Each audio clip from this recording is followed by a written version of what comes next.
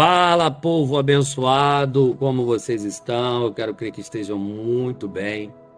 Estamos aqui com mais um vídeo na plataforma, mais um dia nos concedeu o Senhor e por isso nós estamos alegres. Nós vamos hoje estar falando sobre um assunto, um texto bíblico muito conhecido, mas antes eu gostaria de comunicar a você que na descrição aqui do vídeo vai ter um link, se você tiver um interesse. Nós temos ali alguns e-books que possa estar te auxiliando, te ajudando na sua jornada, né? Então, quando você clicar nesse link, você vai ser direcionado para ali uma plataforma onde você vai ter acesso a esses e-books. Ali vai estar os nomes deles ali, você vai ver as proporções dele ali, enfim, tá? Eu precisava dar esse comunicado, porque nos ajuda muito. A venda desses materiais nos ajuda muito. Então, você que pode, não perca a oportunidade de estar acessando ali e dando uma olhada. O texto que eu quero hoje compartilhar é um texto muito conhecido e eu acredito que você vai ser confrontado em algumas coisas, mas também você vai se identificar muito com algumas coisas que nós vamos estar falando aqui. O texto é onde fala ali que Jacó, ele se passa por Esaú para receber ali a bênção do seu pai Isaque. O texto está lá em Gênesis 27, que eu só vou fazer menção do versículo 18 e versículo 19. Tá? Gênesis 27, versículo 18 e o versículo 19, que diz assim: Ele se dirigiu ao pai e disse: Meu pai. Respondeu ele: Sim, meu filho, quem é você? Jacó disse a seu pai: Sou Esaú, seu filho mais velho. Fiz como o Senhor me disse. Agora senta-se e coma do que cacei, para que me abençoe. Ali, quem conhece a história, se você também pegar para dar uma lida, você vai ver que Jacó, ele se passa ali por Esaú, porque Isaque tinha chamado Esaú e chamou Esaú e falou: Olha, vai caçar, pega o animal, prepara, traga aqui para que eu possa comer, e após a minha refeição eu vou te abençoar. Então Rebeca, escutando tudo isso, ela chamou chamou ali Jacó, passou as informações para Jacó, falou: pega o animal, traz aqui que eu vou preparar. E conforme ela ia preparando, ela pegou a pele daquele animal, mandou ele colocar sobre o corpo, mandou ele vestir roupas de Esaú, porque ele iria se passar por Esaú para ele receber a bênção. E tudo isso ele faz. E aí, naquele momento que ele vai levar agora o alimento, ele chama o seu pai e o seu pai pergunta quem é que está chamando ele. E ele diz: sou eu, Esaú. Então ele agora se passa por alguém que ele não é. Agora ele está se passando por uma outra pessoa. E aí o interessante é que Isaac começa a conversar com ele da seguinte forma: como conseguiu ser tão rápido? Isaac começa a fazer algumas perguntas a ele. Isaac tem a percepção que não é Esaú. Tem a percepção que é Jacó. Porém, quando ele vai fazer ali a verificação, ele percebe e ele fala que é, de fato, Esaú. Isaac já está cego. Então, por isso que ele tem que apalpar, ele tem que perguntar, ele tem que sentir o cheiro, ele tem que focar na voz. E como são gêmeos, provavelmente a voz parecia. Provavelmente o formato ali, a característica de Esaú, por mais que fisicamente fosse diferente, mas algumas características, acredito que Jacó já tinha observado seu irmão. E naquele momento, naquele exato momento, Isaac pergunta: quem é você? E ali ele vai dar essa crise de identidade, ele vai falar que é Esaú, enfim, e Isaac vai comer, vai abençoar e tem que ir embora. Jacó tem que ir embora após a benção, fugir. Porque logo depois, Esaú chega e faz a mesma coisa, e quando ele vai pedir uma bênção, Isaac diz: olha, eu já te abençoei. E ele diz: não foi a minha pessoa, foi o ladrão, foi o enganador Jacó. E Jacó foge para a casa de Labão, e Esaú, para aquele momento, quer matá-lo, e, enfim, Jacó vai para a casa do seu tio. Chega na casa do seu tio, Jacó tem o interesse em uma das filhas de Labão. Provavelmente, pelo que o texto diz, a mais bonita, e ele se interessa muito por ela. E naquele momento que ele se interessa por Raquel, Labão diz para ele: olha, você trabalha para mim e com toda certeza eu te darei ela como esposa. E no momento da noite de núpcia, quando ele chega, né, que o outro dia amanhece, que já houve o casamento, ele percebe que não era Raquel, mas era Lia. E ele se sente enganado. Plantou, colheu. Né? A gente tem ali a lei da semeadura. Eu acredito, né, eles têm a concepção que, por Esaú ter nascido primeiro, Esaú é o filho mais velho. Mas vendo alguns estudos indicam que quando há gêmeos, o filho mais velho, o primeiro a ser gerado, ele é o último a sair. Ele, quando é gerado, é como se ele se deslocasse para abrir espaço para o outro. Né? Então, o primeiro a sair, na verdade, segundo alguns conteúdos, né, informativos aí sobre a área da medicina, principalmente a área de gestação, é que o primeiro filho a nascer dos gêmeos é o mais novo. Então eu acredito que, assim como houve a promessa que o mais velho, né, segundo ali, serviria o menor, o maior serviria o menor, enfim, já havia essa proporção, porém a forma que foi feita foi de engano, foi de oportunidades, foi oportunista, foi um enganador, não tem como dizer que não. O nome Jacó é oportunista em algumas traduções, oportunidade, enfim, alguns dizem que é enganador, mas a maioria da tradução às vezes dá que é um oportunista, é alguém que teve uma oportunidade. O ato, o feito dele foi de um usurpador, de alguém que roubou, né, aquilo que ele se passou por outra pessoa. E aí ele vai para a casa de Labão e a primeira colheita dele é essa. E aí ele tem interesse em casar por Raquel, e aí tem que trabalhar, o combinado é trabalhar 7 anos, dentro dos 7 anos seria por uma mulher, e acabou sendo por outra, e aí ele combina mais 7, já são 14. O total que ele vai trabalhar na casa de Labão até ele ir embora são 20 anos. 20 anos ele entrega a sua vida em jornada pela recompensa ou pelas bênçãos que Labão estava recebendo, até o dia dele fugir. Quando ele sai da casa de Labão, o propósito dele é voltar para a sua nação, para a sua origem. E aí ele vai levando, né, os seus funcionários, seus servos, seus animais, suas esposas, seus filhos, e ele vai rompendo. E eles vão passar por um lugar chamado, que antes, quando passa, Val de Jaboque. Né? Todo mundo já leu sobre isso. E é uma travessia. E nessa travessia ele deixa todos passarem e ele vai ser o último. E quando ele vai passar, ele vai ser confrontado. O anjo do Senhor aparece, ele luta, como o texto diz, luta, até amanhecer.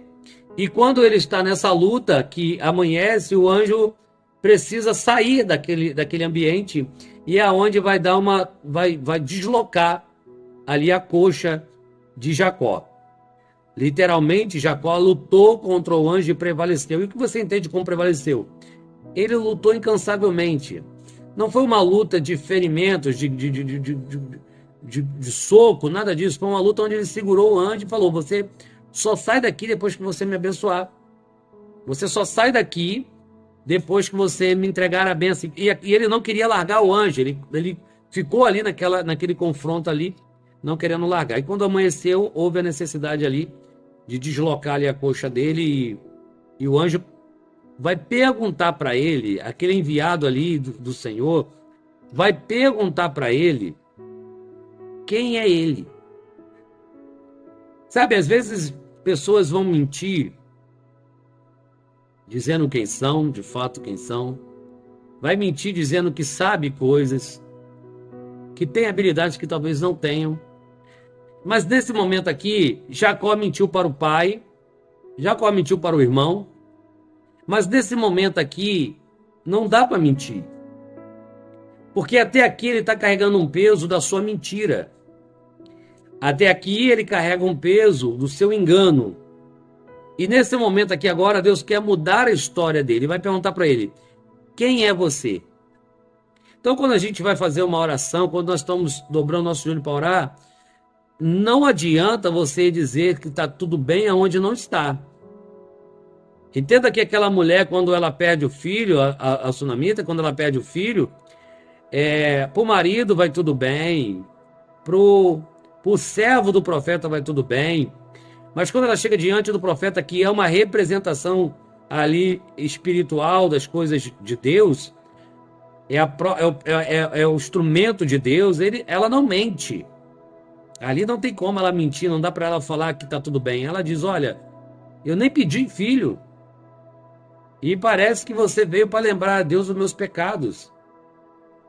Então, quando nós dobramos o nosso joelho, irmão, talvez você é um líder, você tem os liderado, e para eles você vai dizer: ó, tá indo tudo bem, mesmo quando as coisas não vão, sabe? Mas quando você chega diante do Senhor, não dá para dizer que está tudo bem se não está. Quando você chega diante do Senhor, você precisa rasgar o coração e colocar as verdades na mesa. Aqui quando Deus, ali quando o anjo do Senhor, né, ali de uma forma teofânica, enfim, ele pergunta: quem é você? Não dá para dizer que é Esaú. Não dá para dizer que é alguém que não é. Naquele momento ali ele tinha que falar a verdade, e tem que falar, na verdade, tem que falar a verdade sempre. Mas ele vem debaixo de uma mentira, 20 anos, padecendo dentro de uma questão de mentiras. E aqui agora ele tem a oportunidade de falar a verdade. E quando o anjo pergunta: quem é você? Ele fala: eu sou Jacó. O peso que está sobre mim é o oportunista, é o mentiroso, é o enganador, é o usurpador. O peso que eu carrego é esse. Por carregar isso, eu plantei isso e agora eu colhi isso. Mas eu não quero colher isso mais. E aí quando ele fala: eu não quero colher isso mais, né? É claro que eu estou parafraseando. Ele diz: eu sou Jacó, e o anjo diz: a partir de agora não é mais Jacó, agora você é príncipe, né? Você é príncipe de Deus, você é Israel. E aqui dá origem Israel. Uma história mudada, vai ser perdoado pelos irmãos, vai prosperar. Daí vem a descendência tanto de Judá, quanto vem a descendência também de José, que vai fazer um grande diferencial. Mas precisou arrancar a mentira, falar de fato quem ele é. Então nós temos as nossas mazelas, nós temos as nossas falhas, nós não somos perfeitos. Nós somos homens sujeitos ao pecado e nós vamos pecar. A diferença é que nós não temos prazer no pecado, nós pecamos e nos arrependemos. Nós não queremos viver na lamaçal, nós não amamos praticar o pecado. Nós não amamos viver no erro. O erro é uma consequência, é uma falha, é um tropeço. E ali, quando tem a oportunidade diante do Senhor, não dá para dizer que vai tudo bem, porque eu vejo tantas pessoas que não estão bem, sabe? E nas suas orações dizem que vai tudo bem, e às vezes conversando eles dizem: olha, não, para mim está tudo bem, Deus, eu quando faço a minha oração, eu falo para Deus: está tudo bem, e às vezes está murmurando pela situação que vive naquele momento, está murmurando por questões que ele está ali vivendo devido àquela ação. E quando se entra diante do Senhor, quando entra na presença do Senhor, em vez de colocar ali: Senhor, não está bem, eu não estou forte, eu estou fraco, eu estou desanimado, eu estou triste, eu estou irado, eu põe as mazelas diante do Senhor, não, quer passar um pano como se estivesse tudo bem. E Deus nos conhece, e Deus, por nos conhecer, Ele quer que nós venhamos abrir a nossa boca e falar de fato o que nós estamos sentindo. Você que é pai, você que é mãe, sabe o que teu filho quer, sabe se seu filho cometeu um erro, sabe se teu filho está desanimado, e quando você quer conversar com ele, você quer que ele externe isso, você quer que ele fale isso. Você já sabe, mas você quer ouvir disso. E às vezes o filho fala: não, está tudo bem, está tudo tranquilo. Nós falamos isso com proporções de pessoas que às vezes nós vamos lidar, que sofrem de depressão, sofrem de ansiedade, e você está conversando, às vezes com oportunidade de ajudar, e elas dizem: não, está tudo bem. E você sabe que não está bem, você sabe que está morrendo emocionalmente, e isso vai ter uma cadeia também espiritualmente, vai ter uma cadeia física se já não está tendo, e aí você tem a oportunidade de talvez ajudar, ou de apresentar alguém que possa ajudar, e quando você pergunta como você está, nessa oportunidade de mudar, ela disse: está tudo bem.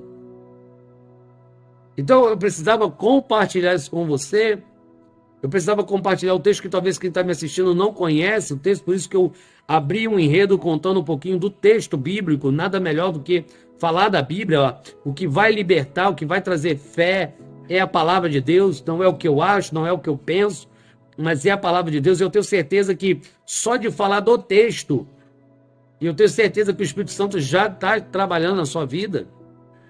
A palavra não é minha, a palavra é dele. Mas eu precisava compartilhar, porque enquanto não fala a verdade, enquanto não externa para Deus de fato o que está acontecendo, as coisas não desenvolvem. As coisas não vão desenvolver.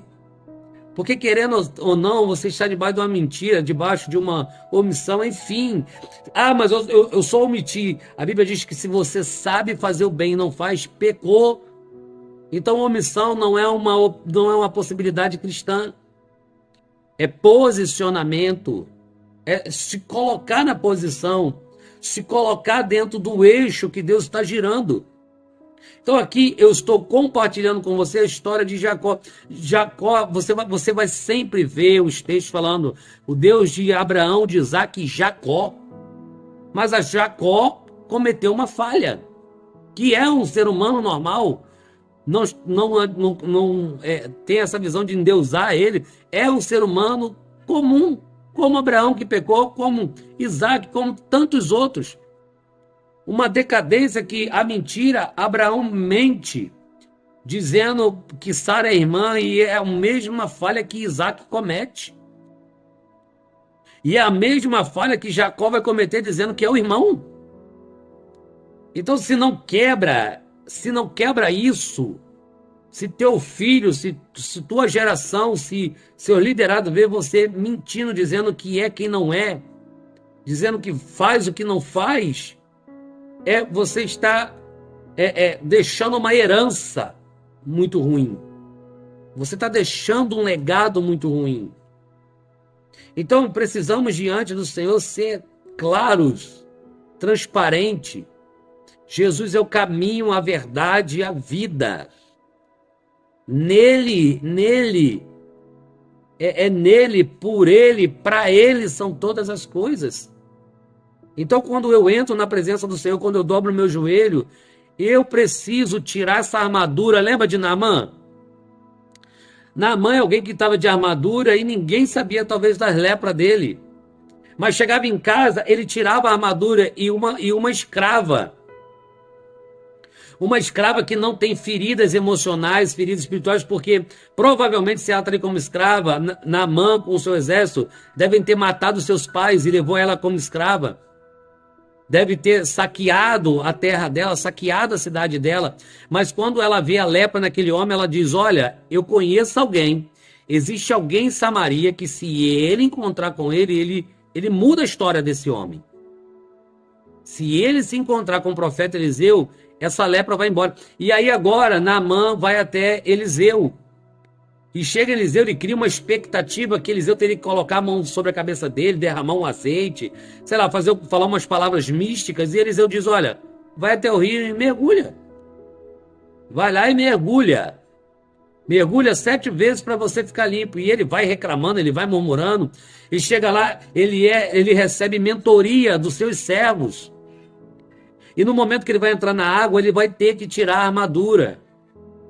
Ele vai se despir daquela armadura. E quando ele tira a armadura, as pessoas, os soldados, estão vendo a lepra, estão vendo a doença, estão vendo que ele está enfermo. Mas quando ele mergulha, na probabilidade, na proporção que o profeta mandou, quando ele obedece, ele sai dali curado. Então, às vezes não, sempre, diante do Senhor, você precisa tirar a armadura e mostrar para ele as chagas, mostrar para eles as doenças. Fazer uma oração limpa, uma oração que você não precisa usar uma oratória, você não precisa usar palavras, jargão, você não precisa procurar palavra no dicionário para falar, é só você rasgar o coração, literalmente falar para ele de fato o que está acontecendo. E eu tenho certeza que você vai sair daquela oração revigorado, revitalizado, restaurado, reestruturado, Você vai sair dali, tu vai chegar ali com uma chaga, você vai chegar ali com uma enfermidade, mas vai sair dali curado, porque você foi transparente. Não tá bom. Nós, líderes, lidamos com situações adversas o tempo todo, pressão que é de pessoas, situação de pessoas, doença de pessoas, problemas de pessoas, e se você, quando dobrar o teu joelho, falar para Deus que não, tá tudo bem, se você não descarregar aquilo que você está sentindo para Ele, transbordar ali e falar assim, eu tá assim, eu tô mal, não tô bem, isso tá me sufocando, isso tá me fazendo mal, essa perseguição tá doendo, isso tá me ferindo, você vai morrer. Se Pedro, quando está afundando naquela água, ele quisesse dar uma de bom, ele é pescador. Ele poderia tentar nadar, mas e quando ele começa a afundar, ele diz, Senhor, socorre-me. Não tem armadura, não tem que autossuficiência, não tem eu consigo, eu vou dar meu jeito. Não, está na presença do Senhor, me socorre, me ajuda, traz um refrigério, refrigera a minha alma, guia-me pelas veredas da justiça por amor do seu nome. Então é um posicionamento. Não venha com crise de identidade perante o Senhor. Quando Ele perguntar quem é você, como você está, seja transparente. Eu precisava deixar essa mensagem para você. Nós vamos estar aqui no YouTube colocando o máximo de vídeo que nós pudermos. Se você se identificou com essa mensagem, se essa mensagem falou no seu coração, compartilhe essa mensagem com mais pessoas. Comente, curta, interaja conosco para nós entendermos que está sendo relevante para você, que esses vídeos você está sendo alcançado e está fazendo efeito, e você está conseguindo se identificar de alguma forma. E eu tenho certeza que ao compartilhar, outras pessoas também que precisam ouvir essa palavra serão abençoadas. Que Deus venha abençoar a sua casa, a sua vida. Se você não é inscrito, se inscreva, porque nós não temos dias para colocar os vídeos. Deus nos dá uma palavra, nós vamos para frente do celular, para frente da câmera, nós gravamos e postamos. Então, não espere talvez uma edição perfeita, uma imagem perfeita, porque eu creio que Deus irá falar no seu coração com o recurso que nós temos e da forma que nós estamos conseguindo andar. No demais, Deus te abençoe e te guarde poderosamente, em nome de Jesus.